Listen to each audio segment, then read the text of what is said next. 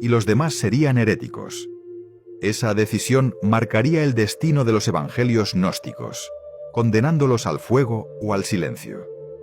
El evangelio de Tomás, junto con otros, quedó fuera del canon. No porque careciera de espiritualidad, sino porque no servía a los intereses de la nueva Iglesia imperial. ¿Cómo sostener una estructura jerárquica si la gente creía que podía acceder a Dios sin mediadores? ¿Cómo mantener el poder si los creyentes entendían que la chispa divina estaba dentro de ellos y no en manos del clero? El mensaje de estos textos era demasiado incómodo para sobrevivir en un imperio que se estaba construyendo sobre obediencia y control. A partir de entonces, todo lo que sonara agnóstico fue condenado. El término gnóstico comenzó a usarse como un insulto, sinónimo de engaño, herejía y peligro. La Iglesia lo utilizó como arma para desacreditar a cualquiera que hablara de experiencia directa con lo divino. Pero en realidad, los gnósticos no eran enemigos del cristianismo. Eran cristianos primitivos que buscaban una relación viva con lo sagrado, sin depender de intermediarios. El corazón de su enseñanza era simple y profundo. La salvación no viene de aceptar un credo impuesto, sino de despertar a la chispa divina en tu interior. No eran paganos ni herejes desquiciados como los describió la Iglesia, sino buscadores de conocimiento interior. Su meta era la gnosis, una palabra griega que significa conocimiento profundo. Pero no se trataba de teoría intelectual, sino de una experiencia directa, personal y transformadora de lo divino. Para ellos, el mundo material era un velo, una ilusión que mantenía a la humanidad en un estado de sueño. Jesús, en esta visión, no era un Dios distante que debía ser adorado desde un altar, sino un espejo que mostraba lo que realmente somos: hijos de la luz. Su misión no era fundar templos ni erigir jerarquías, sino despertar la conciencia dormida de los hombres y mujeres de su tiempo. Por eso lo consideraban un maestro de revelación, y no un ídolo religioso.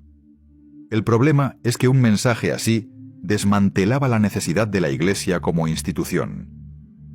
Si el reino estaba dentro de cada persona, ¿para qué sacerdotes?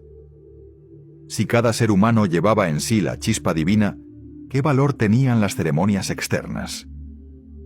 Estas preguntas no eran simples discusiones teológicas, eran amenazas directas contra el poder político y religioso que se estaba consolidando.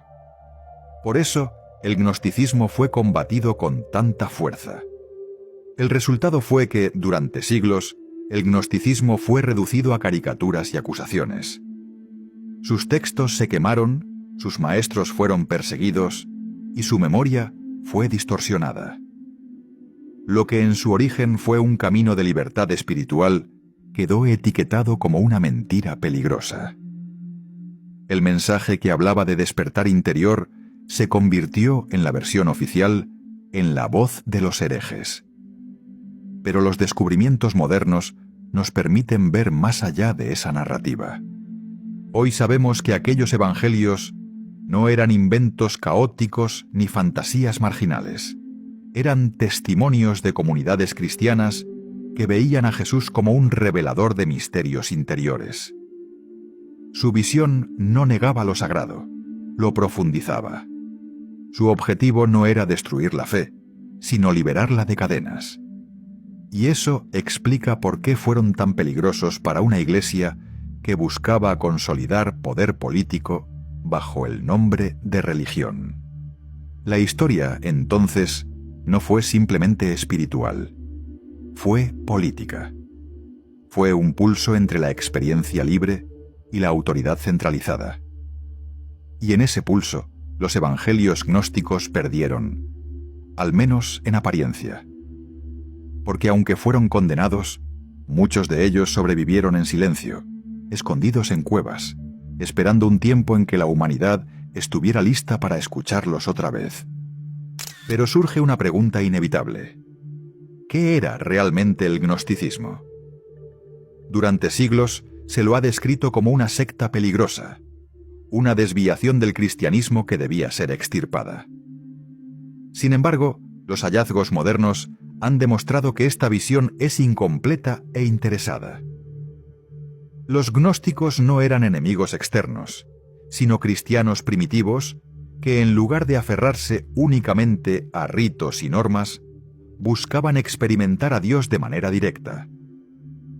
Su enfoque se centraba en la transformación interior, en despertar la chispa divina que habita en cada ser humano. La palabra gnosis proviene del griego y significa conocimiento. Pero no se trata de conocimiento intelectual, como memorizar dogmas o aprender fórmulas, sino de un saber vivencial. Para los gnósticos, la salvación no era un acto externo, ni un rito administrado por un sacerdote, sino un recuerdo. Volver a experimentar lo divino que ya está presente dentro de nosotros. Lo que ofrecían no era una doctrina fría, sino un camino de autodescubrimiento que conducía a la unión con la fuente. Este planteamiento resultaba incómodo para una iglesia que se consolidaba como institución de poder.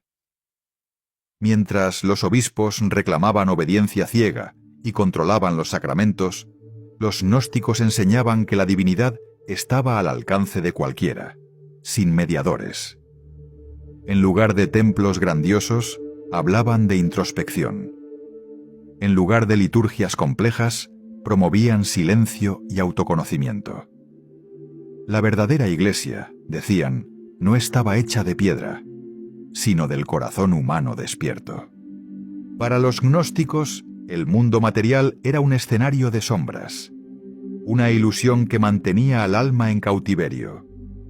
Esta idea no significaba odio a la creación, sino la comprensión de que lo visible es sólo un reflejo incompleto de la realidad plena.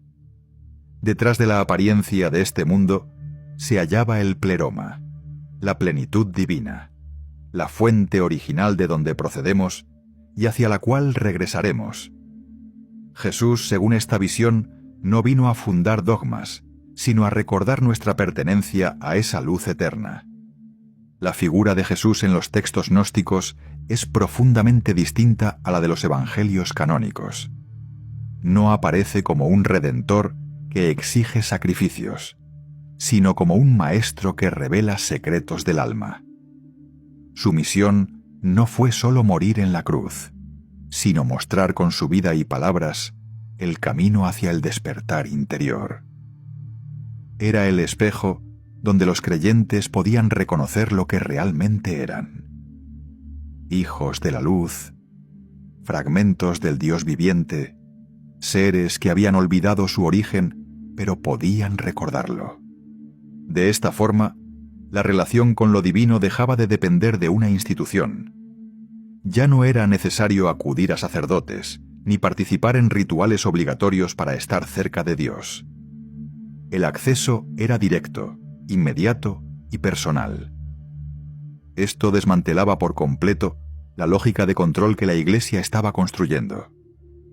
¿Qué poder podía tener un obispo si la gente comprendía que el reino de Dios ya estaba en su interior?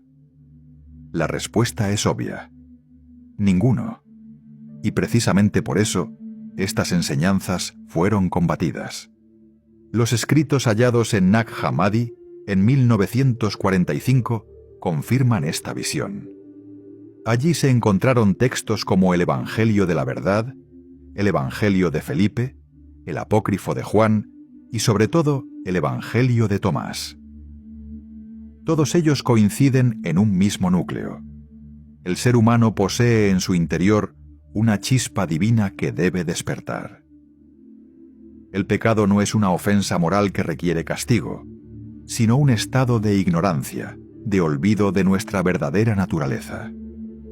La salvación entonces es conocimiento, un recordar lo que siempre hemos sido. El Evangelio de Tomás lo expresa con una frase que ha desconcertado a los estudiosos: el reino está dentro de ti y está fuera de ti. Cuando llegues a conocerte a ti mismo, serás reconocido y comprenderás que eres hijo del Padre viviente. Este pasaje resume todo el espíritu gnóstico. El reino no es un lugar distante ni una recompensa futura. Es una realidad presente, aquí y ahora, que se hace visible en la medida en que el ser humano se conoce a sí mismo y reconoce la luz en su interior. Este enfoque implica un giro radical en la espiritualidad. Ya no se trata de esperar un cielo tras la muerte, ni de acumular méritos para ser aceptado en un paraíso lejano. Se trata de abrir los ojos al reino, que siempre ha estado aquí, oculto tras la ilusión del mundo material y el ruido de la mente. Conocerse a uno mismo se convierte en el camino hacia la divinidad. No es una invitación al egoísmo, sino al despertar de la verdadera identidad espiritual que trasciende las máscaras de la personalidad. Para los gnósticos, Jesús no vino a fundar una religión nueva, sino a despertar la conciencia dormida. Fue el Maestro que reveló lo que ya estaba en nosotros, el que señaló la chispa que arde en cada alma. En lugar de construir templos, mostró que el verdadero santuario está en el interior. En lugar de proclamar leyes externas, habló de una libertad interior que ningún poder humano podía controlar. Por eso sus palabras eran tan peligrosas para un imperio que buscaba uniformidad y obediencia. La visión gnóstica también ofrecía un sentido distinto del sufrimiento y la vida. El dolor, decían, proviene del olvido de nuestra esencia. Cuando olvidamos quiénes somos, quedamos atrapados en un mundo de miedo y deseo. Pero al recordar la luz interior, incluso el sufrimiento se transforma en maestro, en impulso hacia el despertar. Esta manera de ver la existencia otorgaba a cada individuo una soberanía espiritual que la Iglesia no podía permitir. No debemos olvidar que el gnosticismo no era una secta unificada, sino un mosaico de comunidades con matices diferentes. Algunos grupos desarrollaron mitologías complejas para explicar el origen del mundo y el papel del demiurgo, un creador imperfecto que aprisiona a las almas en la materia. Otros se centraron más en prácticas de contemplación y oración interior. Pero todos coincidían en la misma intuición. El ser humano no es un pecador impotente, sino un fragmento del Dios viviente que debe despertar. La Iglesia oficial, sin embargo, presentó estas ideas como una amenaza. Etiquetó a los gnósticos como herejes, los acusó de inventar mitos absurdos y los persiguió con dureza. En los concilios, sus textos fueron prohibidos y sus maestros condenados. El término gnóstico pasó a ser sinónimo de engaño, de mentira peligrosa, cuando en realidad describía a buscadores sinceros que querían experimentar a Dios más allá de fórmulas externas. Así, durante siglos, la historia oficial ocultó el verdadero rostro de estos cristianos primitivos. La pregunta es inevitable. ¿Por qué resultaba tan intolerable este mensaje? La respuesta es clara. Porque un pueblo que sabe que el reino está dentro de sí no necesita intermediarios. Porque un creyente que despierta a su chispa divina